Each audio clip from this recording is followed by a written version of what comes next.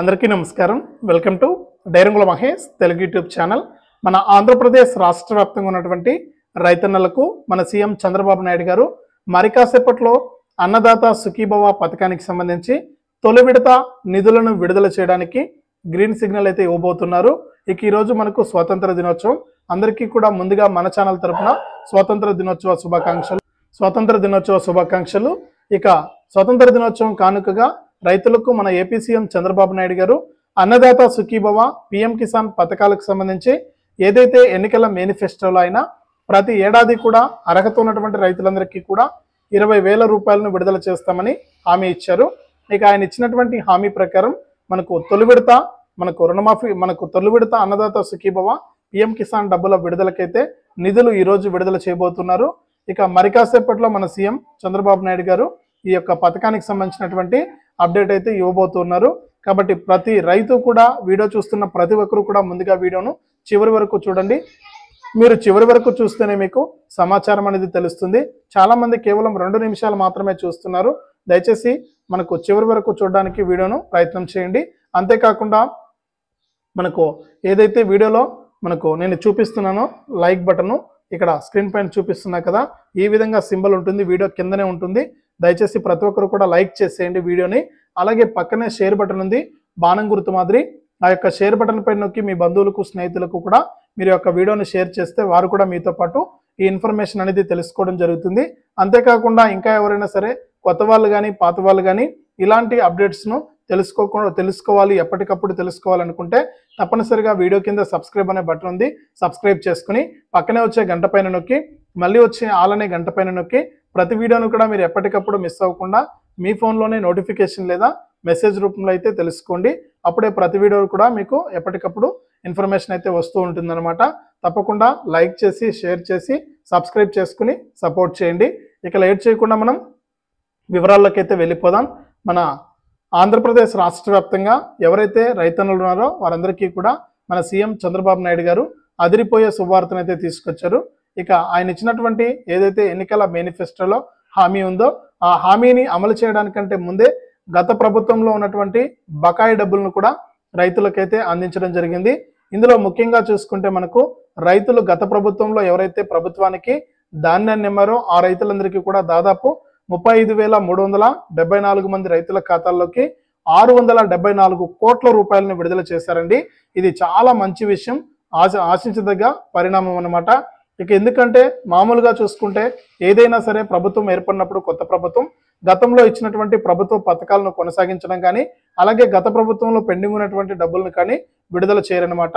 కానీ మన సీఎం చంద్రబాబు నాయుడు గారు రైతులను ఆర్థికంగా వారు ఇబ్బంది పడకూడదు, వారు అప్పులు చేసి వ్యవసాయం చేస్తూ ఉంటారు, మనకు అటువంటి వారిని ఇబ్బంది పెట్టకూడదనే ఉద్దేశంతో గత ప్రభుత్వంలో ఎవరైతే ప్రభుత్వానికి ధాన్యాన్ని అమ్మారో వారందరి బాగు కోసం వారికి బకాయిలు ఉన్నటువంటి గత ప్రభుత్వం ఇవ్వాల్సినటువంటి బకాయి డబ్బులను దాదాపు ₹1, ₹2 కాదండి, 674 కోట్ల రూపాయలను 35,374 మంది రైతుల ఖాతాల్లోకి విడుదల చేశారు. ఇక డబ్బులు అయితే జమ అవుతూ ఉన్నాయండి. మీరు ఇంకా ఎవరైనా సరే ఈ యొక్క డబ్బులు మీకు జమ అయిందా లేదా తెలుసుకోవాలనుకుంటే తప్పనిసరిగా బ్యాంక్ అకౌంట్ అనేది చెక్ చేసుకోండి. అలా వీలు కాకపోతే మీ యొక్క రైతు సేవా కేంద్రానికి వెళ్ళి, గతంలో రైతు భరోసా కేంద్రాలు, ఇప్పుడు రైతు సేవా కేంద్రాలు, మీ యొక్క రైతు సేవా కేంద్రానికి వెళ్ళి అక్కడ ఉన్నటువంటి వ్యవసాయ సహాయకుల ద్వారా మీరు వివరాలన్నిటివి తెలుసుకోవచ్చు అనమాట. తప్పకుండా ప్రతి ఒక్కరు కూడా వెంటనే ఇలా చేసుకోండి, మీకు అమౌంట్ అనేది జమ అవుతుంది.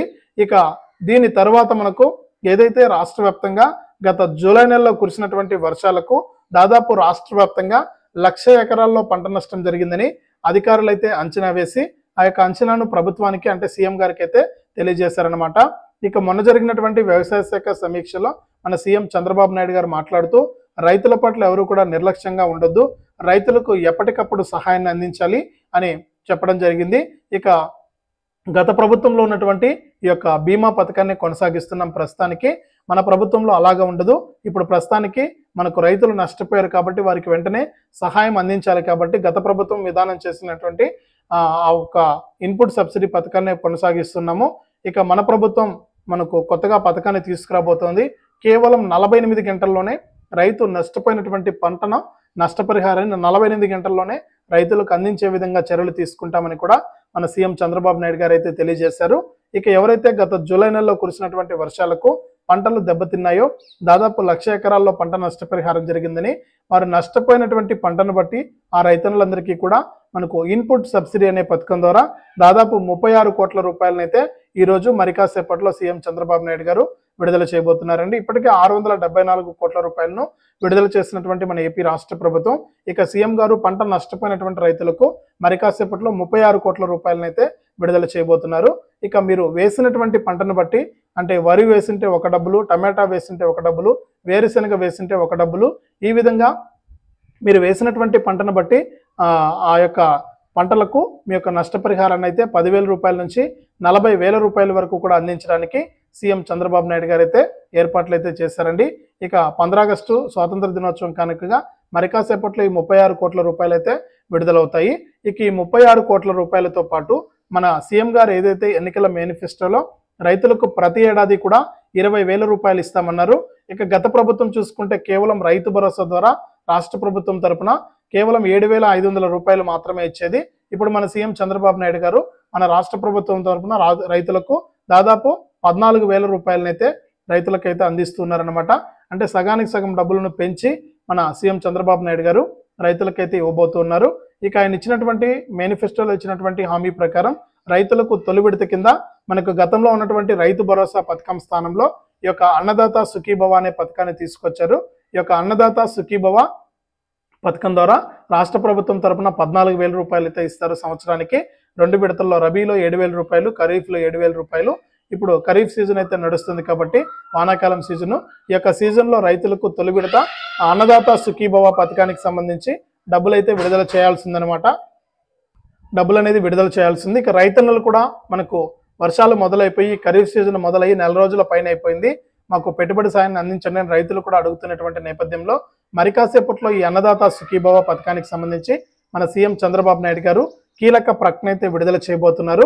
ఇక ఆయన ఏ ప్రకటన విడుదల చేస్తారు, అధికారికంగా ఈ యొక్క అన్నదాత సుఖీభవ పథకానికి ఏ డేట్ ఫిక్స్ చేస్తారని కూడా రైతన్నులు ఆశగా ఎదురు చూస్తున్నారు. సీఎం గారు ఏదో ఒక ప్రకటన చేయాలని ఆశపడుతూ ఉన్నారనమాట.